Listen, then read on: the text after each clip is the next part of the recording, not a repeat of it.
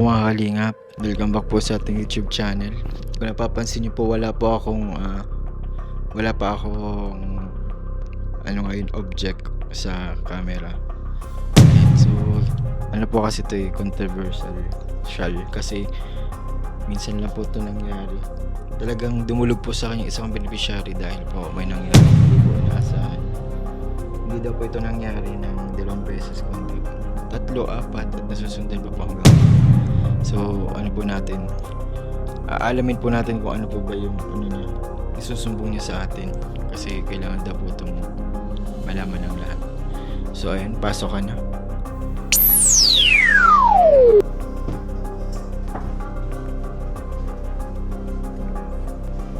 Grabe. So si Charmaine po yung susumbong sa atin.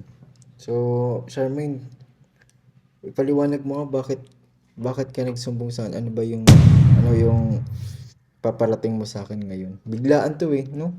Opo, ano po kasi kuya hindi lang po isa, medyo maraming beses na rin po. May mga nag-send po sa akin po baga ng mga basher ganun. Basher ng EDSI po. EDSI? Opo, tas po, para sa akin po, hindi ko alam kung ano ng paniniwalaan ko ganun po. So ibig sabihin, Nalilito na po ako. naguguluhan ka din. Opo. So kahit pala todo support sa EDSI talagang binibigyan ka ng dalawang isip nung basher. Ganun po. Paano nila nalaman yung account mo? Hindi ko Facebook. po alam Tsaka anong pangalan? Ano ba, may pangalan ba yan? Wala, ito lang po siya. As in, unknown lang siya talaga, hindi mo... Opo, ito po. Ganyan. Ano mga Uy, si Beyonce yan Wait lang, isa-isa natin. Ang dami. Ang dami niyan Ano yan? Dahil saan yan?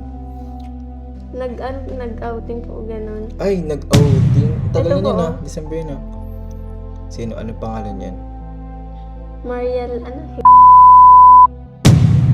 kung na lang kung nililik po kay Kuya Eds po, matagal na. Ito po. Yan siya. Parang sinisira niya po talaga yung Edsy. Yun po. Sa tingin mo, totoo yan or hindi? Sa tingin mo? Hindi ko po alam, naguguluhan din ako. Naguguluhan ka din. So, yun pala yung mo. Feeling ko yan, fake page yan, mga ganyan. Fake page yung mga yung nagsisend sa iyo. Oo po, tas ito pa sabi niya, jowa niya pala si Early, yak nakakaya si babaero, beneficiary niya pala jowa niya. Hindi naman po yung pwede. Tsaka may EDSI na. Matagal na EDSI. Basta po ito, mahaba din siya. Grabe. Anong nararamdaman mo nung una mong nakakita ng ganyan? Yung una pa lang, hindi pa sunod-sunod. Yung parang kinakabahan po ako, ganun. Kinakabahan ka? Opo. Bakit? Ewan ko din po, kinakabahan po ako, tas yung parang naluluha ako, ganun. Naluluha ka? Kasi po, pag nakakakita nga po ako ng babash, sa EDSI, parang naiiyak pa ako, ganun. Kasi po, sinasuportan ko po, tas madami pong babash, tas may mga ganun pa. Ang grabe na po baga ang pag-edit ngayon sa mga AI. Mga AI, ganun. Kaya po nakakalungkot po kasi imbis na maging masaya po sila sa buhay ng ibang tao, tigsisira pa po nila. Binibigyan po nila ng rason parang binibigyan po nila ng rason yung ibang tao na parang malungkot. Kasi po, minsan po baga, marami na po baga sa dami pong pambabash, parang nakaka-depress na po baga ganun. Ako nga po, may nakita lang po ako ng bash sa sarili ko pag sa vlog po natin. Naiiyak pa ako pero hindi ko na po siya inuulit-ulit. Kasi po, pag inuulit-ulit ko, ako yung parang nasasaktan ako. Paano pa po kaya yung EDSI? Kasi ang dami-daming nang babash. Parang masakit po yun sa ulo pag para isipin. Yun po. So, nahirapan ka din ngayon dahil sa mga ganyan? Opo. Grabe. Kaya pala, hindi mo sa akin sinabi agad-agad na isahan. Parang hinayaan mo muna. Ba't may hinayaan muna? Kasi po akala ko po ano lang po, una lang, ganun. Ano, hindi na po maulit. Tapos ngayon, meron na naman po. Paulit-ulit. Opo. Naalala ko nung ano, nagsisend din sa akin ganyan. Oras-oras nga ina-update ako. Minsan, basher siya. Minsan, support siya. Ganun. Pero, hindi ko akala ko sa amin lang, mga vlogger, sinesend yung mga ganyang mga resibo. So, tapos, yun nga, akala ko sa amin lang, hindi ko pa akalain na makakarating din pala sa iyo yung mga ganyang resibo. Kasi po, kung may ganun po na ano, may nalaman sila na yung parang hindi naman talaga may masamang ginagawa. Ba't nila gagawa ng masama na kwento? Ganun po. Hindi po maging masaya na lang po sa buhay ng ng tao kasi na nang masaya sila, ganun. Hindi yung ang bitter, ganun. Kaya po, nang masakit din po sa akin na ganun yung nangyayari ngayon sa EDSA. Sarip ko lang po, pati baga. Nga po napanood ko po yung live nyo na na ang Macaulay nga daw sa nung tunay na may na may resibo po baga sa issue. Opo, sa issue na yun. Po nang may reward na na ganung kalaking pera. Parang na po, naisip ko lang po na na parang madami na po nagaganon para lang po sa reward po, ganun. So ibig sabihin parang yung mga nagsisend sa'yo parang isa na din sila sa mga desperado. Kasi po, tingnan mo, ka lang sa kanila ng resibo ng ganung issue, tapos may ganun na po kalaking pera. Alam mo ko ba kung ilan? Ang alam ko lang po malaking pera. Malaking pera. Higit kumulang 100 plus K yun sabi ko reward. Yun yung reward kung papatunayan talaga na yun talaga pinaka-resibo para sa Kasi sa issue. Yung po na nag-issue na yun, pwede po talaga yung makulong. Oo, totoo. Sa nga lang po sa mga yung lang po bagay, yung chismis nga lang may nakukulong, paano pa po kayo mga ganun? Totoo, pwede yun. Kasi ang mahirap nga lang, gumagawa sila ng ng fake accounts. Kaya paano tayo makapaniwala na ganyan. Tapos, yung nakikita mo pa, nababasa ko, nakita ko nga na parang nililink kay Early. Parang hindi naman totoo. Po, Sir Early, Kabait-bait niya kabait-bait niya Di ba po. na-encounter mo na yun, di ba? Ang genuine niya, ganun. Kasi, hindi naman yun, yung parang imposible naman na mangyari yun. Ganun. Kasi, ang support niya sa EDSA, tapos ganun. Hindi naman yun mangyayari. So, yun pala yung concern mo ngayon. Opo. Na ginugulo ka ng mga basher din, mga ganyan. Pagka nga po, ko na lang, nire-restrict, ganun, binablock, ganun. Kasi, ang hirap pong isipin na ganun yung nangyayari ngayon sa EDSA, ganun. Actually, naman yan? Feeling ko nga, yung unang beses na sinigyan sa iyo, feeling ko, may mga iba pang nagsisend sa'yo kasi hindi mo lang napapansin siguro. Hindi po ako nagtitingin sa message request, ganun. Yan, isa din yan. Kaya sabi ko, kapag may ganyan, okay lang na basahin mo, basta di ka magpapapekto. Kaso nga naapektuhan ka. Siguro dahil sa overload na information na... Kasi po, di ba po, pag nag-iisip ako sa research, tapos pag nahirapan ako, napanood lang ako ng EDSA. Oo. Tapos ngayon po, ang nakikita ako, ganun pa. Ayun. Kaya pala sobrang desperado na nila kung sino man yung Siguro po, kung hindi man po yun talagang makita yung naggaganon talaga. Walang karma na lang talaga yung naggagawa ng Ito mga karma na nga lang.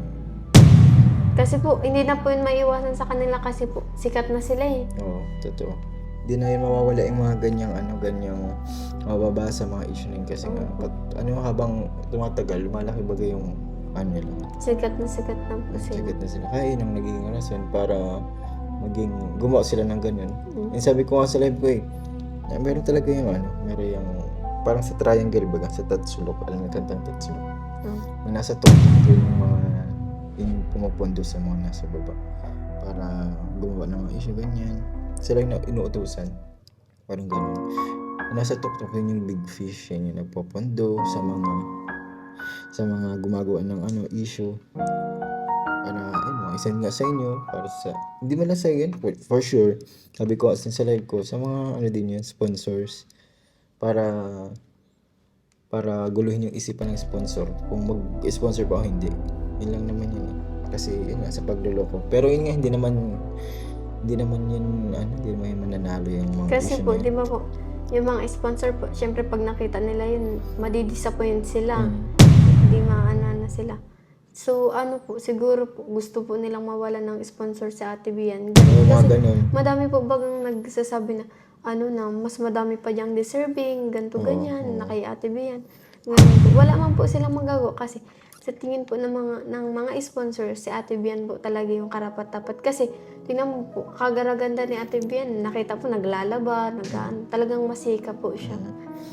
Kaya, tsaka pera din naman kasi nila. Kung saan nila gustong gastusin. Opo. Pinagtrabahunan, pinagpawisan. Sila po yung pinagpuyatan. nagpakahirap. Oo, yan, magpakahirap. Ayun pala. Anong ginagawa mo ngayon para maibsan yung mga yan? Ano po? Ngayon na, sabi mo na sa akin, anong pakiramdam?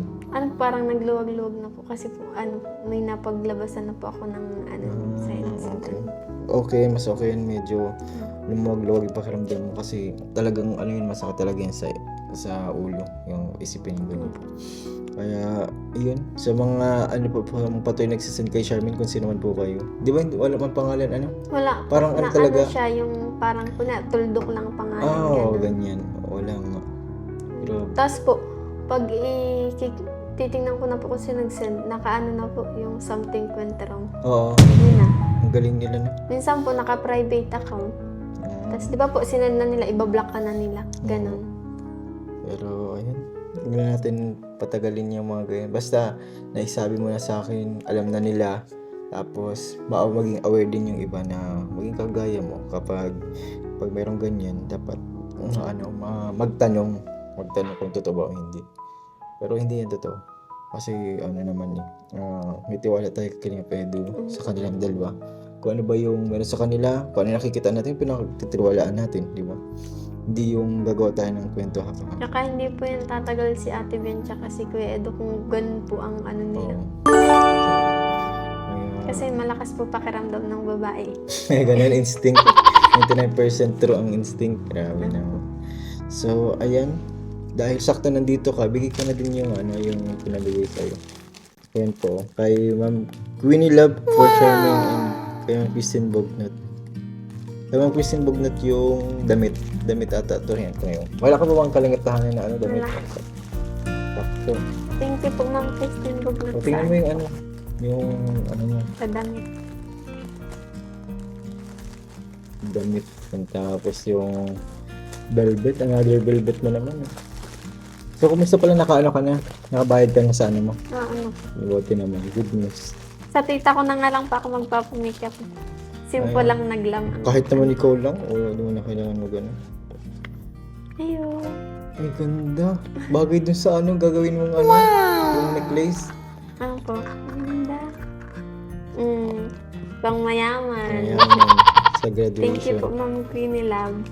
Tapos yung kalingap-tahanan. Gustong-gusto ko magkamera na. Tinan mo kung kasya yan sa'yo. Large yan eh. Tinan mo daw. Ano mo daw. Ay, kasang ka. Kasya yan? Wow! Ayan. And hindi lang yan. Binigyan ka pa ng 1.5 ni Tita CJ. Wow! From Hong Kong. Ayan. Thank you po. 1.5. Tita CJ. CJ Thank you Denise.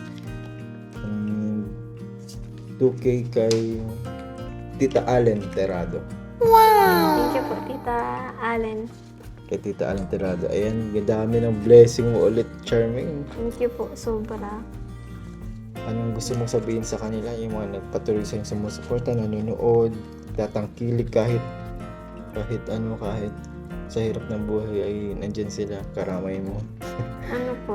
Maraming salamat po sa mga sponsor po, tsaka patuloy po na susuporta sa akin, nag-sponsor po, nagbibigay kasi po yun nga po, hindi nyo man po ako na ng personal, hindi naman po ako naglilinis sa inyo, hindi ako naglalaba, pero binibigyan nyo pa rin po ako.